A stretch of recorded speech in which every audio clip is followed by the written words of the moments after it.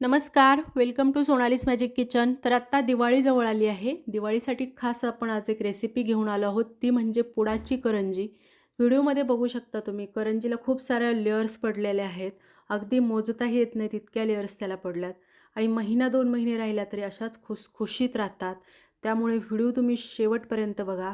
सगळं जशाच्या तसं फॉलो करा. अगदी नवशिके असताल तरीसुद्धा तुमची रेसिपी बिघडणार नाही. तर चला सुरुवात करूया. आता आपल्याला इथे घ्यायचा आहे रवा, मैदा आणि हे घेताना कुठलंही एकच भांडं सेट करून घ्यायचं आहे. त्यानेच आपल्याला मोजून घ्यायचं आहे. तर इथे मी रवा घेतलेला आहे 1 भांडं. ज्या भांड्यानं रवा घेतला आहे त्याच भांड्यानं 1 भांडं मैदा घेतला आहे. समप्रमाणात घ्यायचे आपल्याला रवा आणि मैदा. तर रवा मी चाळून घेतला होता, मैदा चाळून घेतला नव्हता, त्यामुळे मैदा मी इथे चाळून घेते आहे. दोन्ही स्वच्छ असं आपल्याला इथे चाळून घ्यायचं आहे. तर अगदी सोप्या भाषेत सांगितलेली आहे रेसिपी आणि खूप सोपी पद्धत आहे. तर या पद्धतीने जर बनवली तर अगदी नवशिकेही असतील तरीसुद्धा रेसिपी बिघडणार नाही.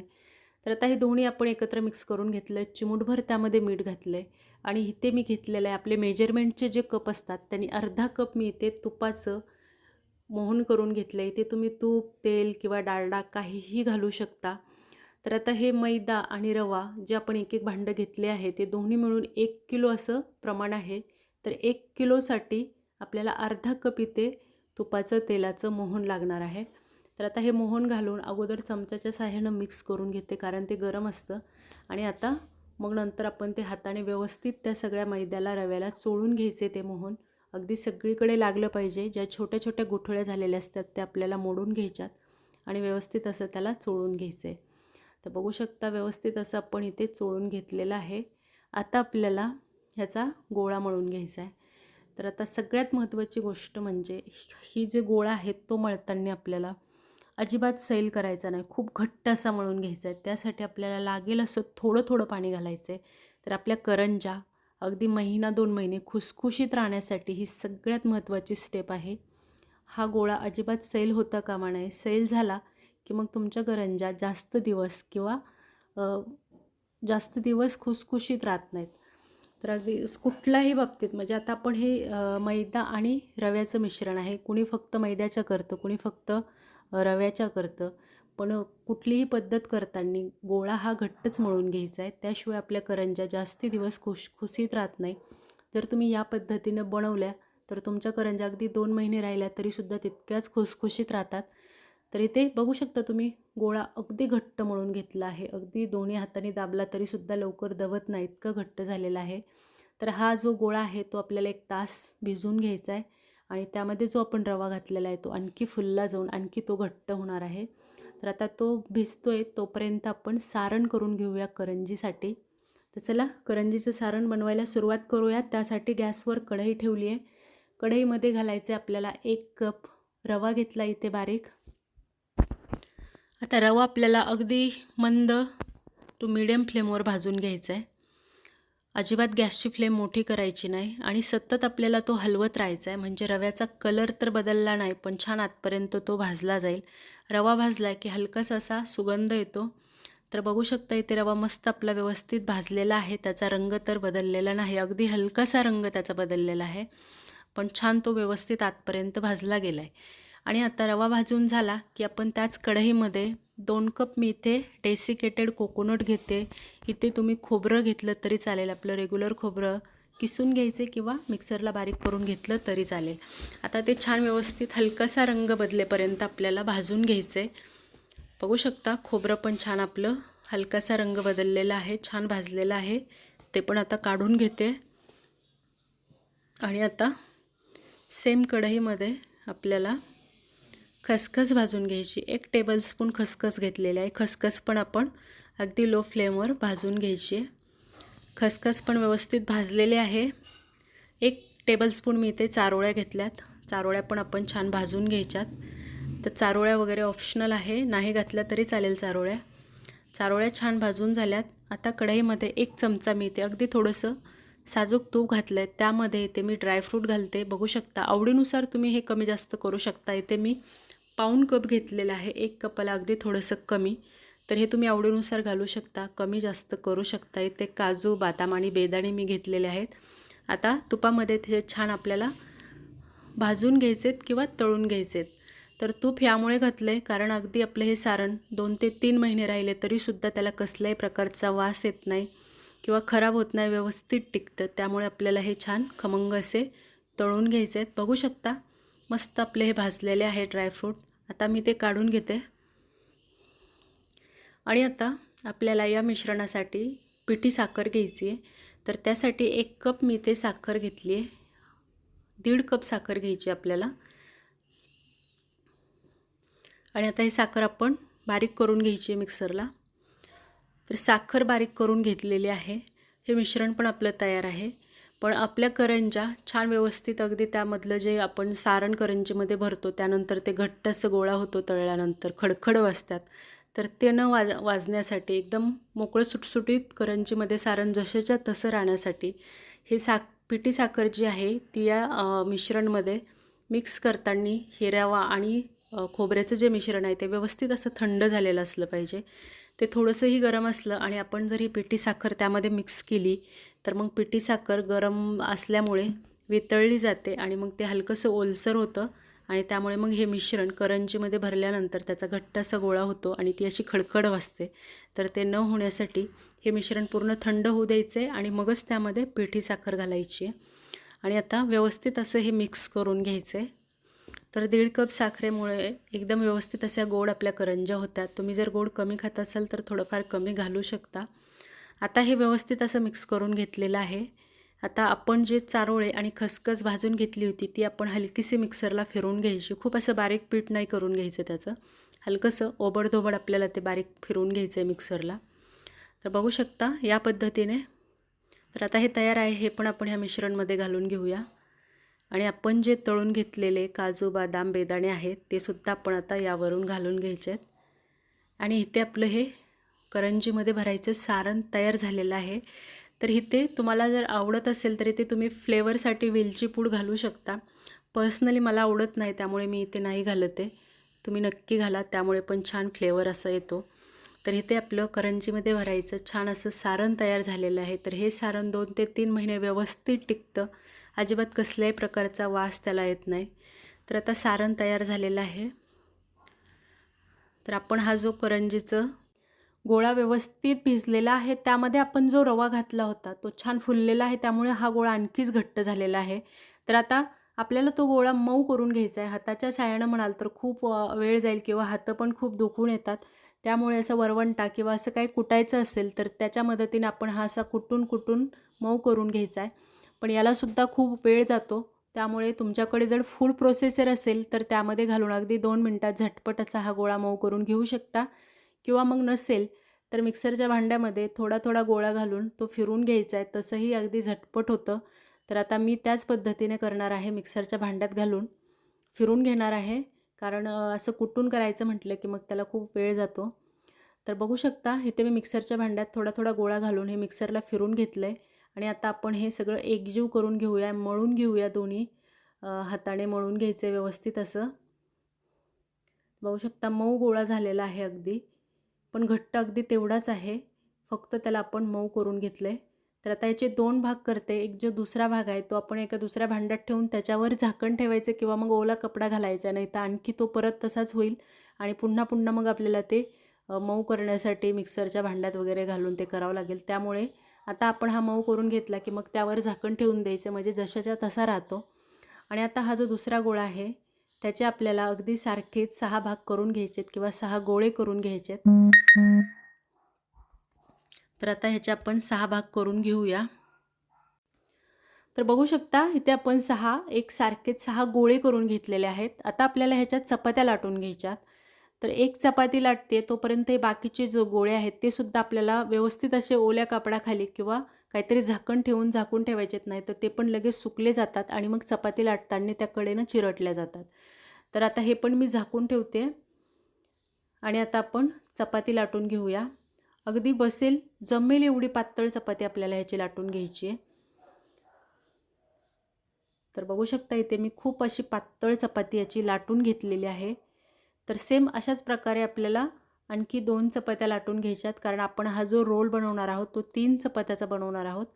तर अशाच पद्धतीने मी आणखी 2 चपात्या लाटून घेतलेल्या आहेत. तर आता चपात्या तयार झालेल्या आहेत. आता आपल्याला करंजी आपली छान खुसखुशीत, छान लेयर्स पडण्यासाठी आपल्याला एक साठा तयार करायचा आहे किंवा एक बॅटर तयार करायचं आहे. तर त्यासाठी मी इथे एका भांड्यात घेतलेले आहेत 3 चमचे कॉर्नफ्लॉवर आणि लागेल असं तूप आपल्याला त्यामध्ये घ्यायचं आहे.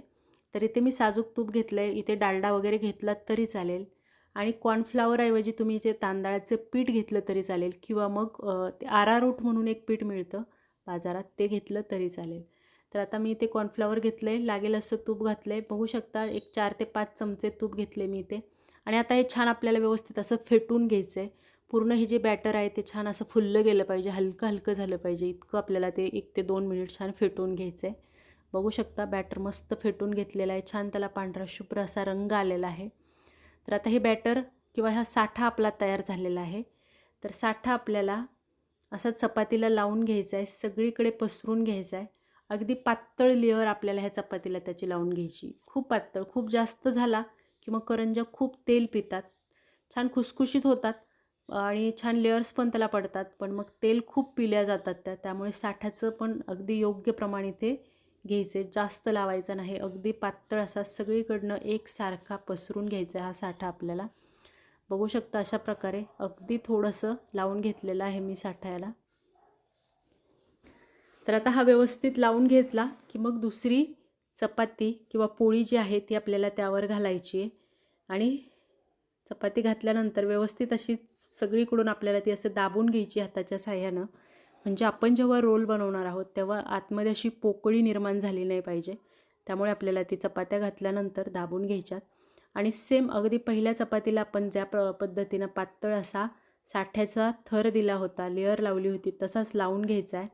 आणि आता तिसरी चपाती घातली आहे, तिसरी चपाती घातल्यानंतरसुद्धा दाबून घ्यायचं आहे आणि तिसऱ्या चपातीला पण अगदी तसाच पातळ असा साठा आपण पसरून घेतलेला आहे. तर आता हे झालं आहे. आता आपल्याला ह्याचा अगदी घट्टसर असा रोल बनवून घ्यायचा आहे, खूप घट्ट असा रोल बनवून घ्यायचा आहे. बघू शकता अशा पद्धतीने व्हिडिओमध्ये बघताय त्या पद्धतीने तिन्ही चपात्या घ्यायच्यात आणि घट्ट असा त्याचा रोल आपल्याला बनवून घ्यायचा आहे. अजिबात आतमध्ये पोकळी वगैरे निर्माण नाही झाली पाहिजे, सगळीकडे एकसारखा घट्ट बनवून घ्यायचा आहे अशा पद्धतीने. म्हणजे मग थोडंसं जरी आतमध्ये मोकळी एक अशी पोकळी निर्माण झाली की मग करंजी फुटतात तेलामध्ये टाकल्यानंतर, त्यामधलं सारण बाहेर येतं. त्यामुळे आपल्याला हा जो रोल बनवायचा आहे तो अगदी घट्ट बनवून घ्यायचा आहे अशा पद्धतीने. बघू शकता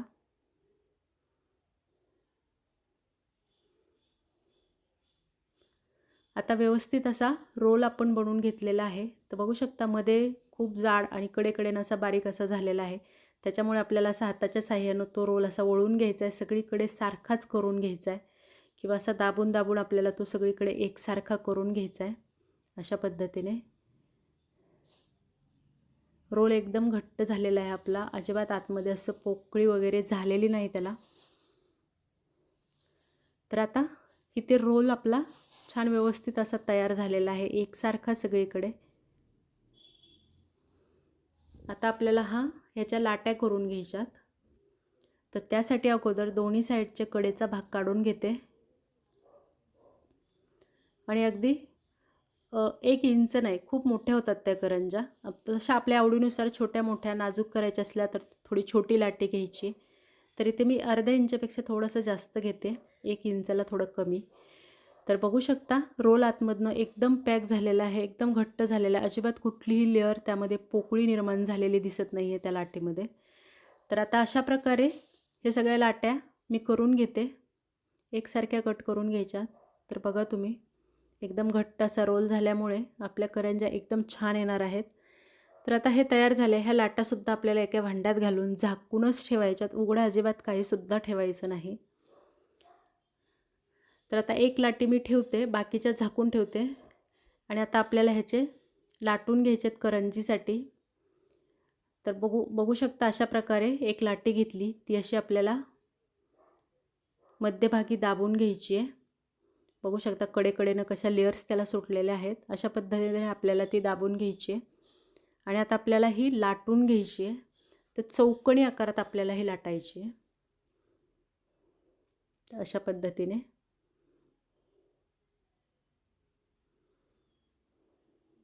फक्त ज्या साईडनं लेयर्सचं आहे त्या साईडनं जास्त बेलन त्यावर फिरवायचं नाही, म्हणजे तिथे छान मग लेयर्स पडतात तळताना.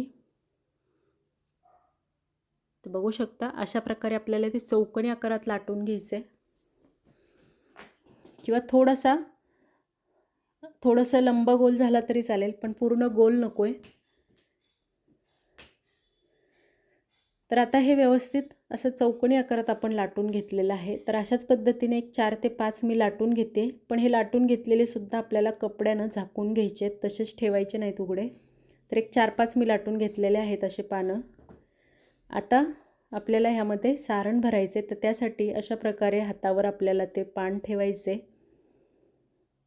आणि आता ह्याला कडेतनं आपण पूर्ण कडेनं सरळ हाताने किंवा भरपूर असं दूध लावून घ्यायचे, म्हणजे करंजी आपली व्यवस्थित चिकटली जाईल आणि फुटणार नाही. आणि एकत्रच आपण जास्त करंज्या करून ठेवायच्या नाहीत. एक 7-8 किंवा 7-8-10 करंज्या करून लगेच तळून घ्यायच्यात, कारण थोडाही वेळ झाला आणि ते करंजीचं वरचं जे आवरण आहे ते जर थोडंही कोरडं झालं तर मग करंजी तेलामध्ये सोडल्यानंतर ती फुटतात, शक्यतो फुटतातच. तर बघा अशा पद्धतीनं सारण आपण त्यामध्ये बसेल एवढं भरायचं आहे आणि एकदम अलगद हळूच आपल्याला ते असं बंद करून घ्यायचं आहे. तर हीच सगळ्यांना करंजीमध्ये सारण भरून बंद करायचीच ट्रिक जमत नाही कुणाकुणाला, कारण त्या करंज्या फुटल्या जातात. कितीही सुगरण असेल तरी एखादी दुसरी करंजी फुटतेच.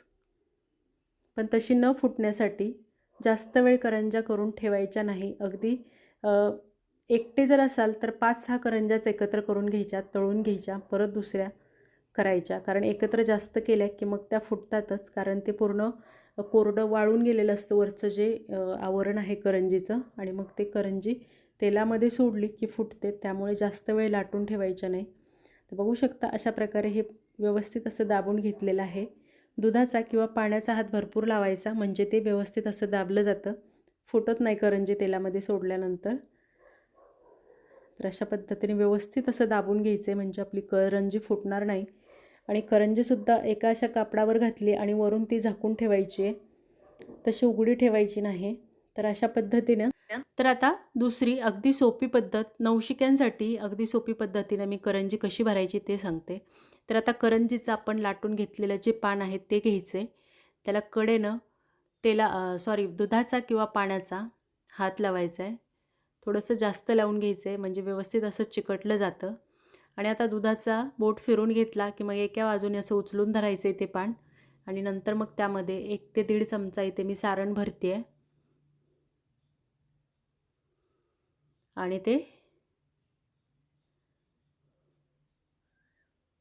दुसऱ्या बाजूने उचलून दोन्ही बाजूने असं मधोमध दाबून घ्यायचं आहे. तर बघू शकता अगदी सहज व्यवस्थित अशी हे सारण आपण करंजी दाबून घ्यायची आहे. करंजी व्यवस्थित दाबून घ्यायची आहे, म्हणजे ती अजिबात तेलामध्ये सोडल्यानंतर फुटत नाही. तर बघू शकता अशा प्रकारे. तर अशा प्रकारे आता मी एक 8 ते 10 करंज्या एकत्रच भरून घेते आणि मग आपण त्या तळून घेऊया. जास्त करंज्या अशा भरून पण ठेवायच्या नाही, जास्त वेळ झाला की मग करंज्या तेलामध्ये टाकल्यानंतर फुटतात. तर त्यामुळे एक 8 ते 10 करंज्या एका वेळी करून घ्यायच्या. दोघीजणी असेल तर मग ठीकच आहे, लगेच तळून घेता येतात. पण जर एकटी असेल तर 8 ते 10 किंवा 5 ते 6, जास्त नाही, अशा करंज्या लाटून घ्यायच्या, सारण भरून घ्यायचं आणि लगेच तळून घ्यायच्या. जास्त वेळ झाला की मग करंजी फुटण्याची शक्यता असते. तर बघू शकता अशा प्रकारे आता आपण करंज्या भरून घेऊया. तर एक 10 ते 12 करंज्यामध्ये मी सारण भरून घेतले. तर आता आपण ह्यात तळून घेऊया. तर त्यासाठी गॅसवर तेल अगदी मंद गरम करून घ्यायचं आहे आपल्याला, खूप तेल जास्त गरम करून घ्यायचे नाही. तर इथे बघा छोटासा गोळा टाकून बघितला आहे, तेल खूप गरम झालेलं आहे, त्यामुळे गॅस बंद करून 2 मिनिटांनी पुन्हा मी यामध्ये करंज्या सोडत आहे. पण करंजी सोडल्याबरोबर वरती आले, याचा अर्थ तेल आणखी आपलं गरमच आहे. याच्यापेक्षासुद्धा आपल्याला कमी गरम तेल पाहिजे. पण आता टाकल्यात मी 2-4 करंज्या त्यामध्ये टाकून अशाच तळून घेते. तर बघू शकता त्यामुळे काय होतं, थोडंसंही तेल जास्त गरम असेल तर आपल्या करंज्या छान खुसखुशीत होतात, काहीच प्रॉब्लेम नाही. पण त्याला आपल्याला हव्या तशा लेयर्स पडत नाहीत.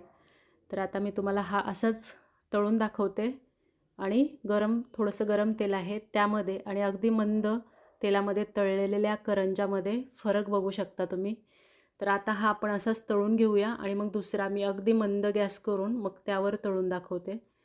तर बघू शकता करंजा आता हलकासा एका बाजूने 1 मिनिटभर झाला की मग दुसऱ्या बाजूने पलटून घ्यायच्यात आणि आपल्याला त्यात तळून घ्यायच्यात. तर बघू शकता याला लेयर्स पडलेले आहेत पण अगदी हलक्या पडलेल्या आहेत कारण तेल आपलं इथे थोडंसं जास्त गरम होतं. त्यामुळे खुसखुशीत झालेल्या आहेत, काहीच प्रॉब्लेम नाही. खुसखुशीत एकदम छान झाल्यात, फक्त लेयर्स त्याला जास्त पडल्या नाहीत. तर आता दुसरा घाणा टाकताना मी तेलाचं टेम्परेचर एकदम कमी गरम करून घेते. तर बघू शकता दुसऱ्या घाणा सोडताना मी तेल अगदी कमी गरम असताना त्यामध्ये सोडल्या होत्या. तर तुम्ही फरक बघू शकता पहिल्या करंजा आणि या करंजामध्ये. बघू शकता किती सुंदर त्याला लेयर्स पडलेले आहेत. त्यामुळे तेलाचं टेम्परेचर खूप महत्त्वाचं आहे. करंजी तळताना तेल अगदी कमी गरम असावं आणि मग करंजी सोडल्यानंतर त्यामध्ये 1 मिनिटभर अजिबात वर तरंगेपर्यंत त्याला अजिबात हलवायचं नाही. एकदम नाजूक ह्या करंज्या असतात. लगेच पलटायला गेलं की त्या फुटतात. त्यामुळे सारखं त्याला पलटायचं नाही. बघू शकता तुम्ही किती सुंदर त्याला लेयर्स पडलेले आहेत. तर आता याला हलकासा सोनेरी रंग येऊपर्यंत आपण तळून घ्यायच्या त्या करंजा. तर बघू शकता तुम्ही करंजी मस्त इतकी सुंदर, इतक्या त्याला लेयर्स पडल्यात की अगदी मोजताही येत नाहीत एवढ्या लेयर्स त्याला पडलेल्या आहेत. खूप छान खुसखुशीत करंजा इथे आपल्या तळून तयार झालेल्या आहेत. तर आता मी ह्या करंजा काढून घेते आणि आता अशाच प्रकारे एक 5-6 करंजा लाटून मी ह्या तळून घेणार आहे. तर बघू शकता सुरुवातीला त्या अशा साठा त्यामध्ये असल्यामुळे तेल थोडंफार ह्या करंजा पितात पण छान खुसखुशीत होतात. पण ह्या ज्या करंजा आहेत त्याला लेयर्समध्ये आतमध्ये खूप तेल असतं. त्यामुळे करंजा आपल्याला अशा एका चाळणीमध्ये अशा उभ्या खाली हे करून ठेवायच्यात म्हणजे तेल पूर्ण खाली निथळलं जातं. अशा पद्धतीने बघू शकता लेयर्स तुम्ही करंजाला आणि खूप सुंदर खुसखुशीत अशा करंजा झालेल्या आहेत. या पद्धतीने जर बनवल्या तर अगदी 1-2 महिने छान अशाच्या अशा राहतात. अजिबात काहीही त्याला मऊ पडत नाहीत, काही नाहीत. तर आता हे करंजा मी अशा उलट्या करून ठेवलेल्या आहेत एका चाळणीमध्ये म्हणजे त्यातलं पूर्ण तेल निथळलं जाईल. तर बघू शकता तयार आहेत करंजा. तर 1 किलोच्या प्रमाणात आपण ह्या करंजा केलेल्या आहेत. भरपूर साऱ्या करंजा इथे बनवून तयार झालेल्या आहेत. सगळ्या करंजाला सुंदर अशा लेयर्स पडलेल्या आहेत. तर तुम्ही नक्की अशा प्रकारची रेसिपी करून बघा. कशी झाली ते कमेंट करून सांगा. आवडली असेल तर चॅनलला लाईक, शेअर, सबस्क्राईब करायला विसरू नका. बघू शकता एक तोडून दाखवते. छान कुरकुरीत असा त्याचा आवाज येत आहे. तर एका हातात मोबाईल आणि एका हाताने मोडून दाखवते आहे. बघू शकता मस्त एकदम खुसखुशीत होतात, खूप चवदार लागतात. तर नक्की या पद्धतीने दिवाळीला नक्की अशा प्रकारच्या करंज्या करून बघा. पुन्हा भेटू अशाच एका नवीन रेसिपीसह. नमस्कार.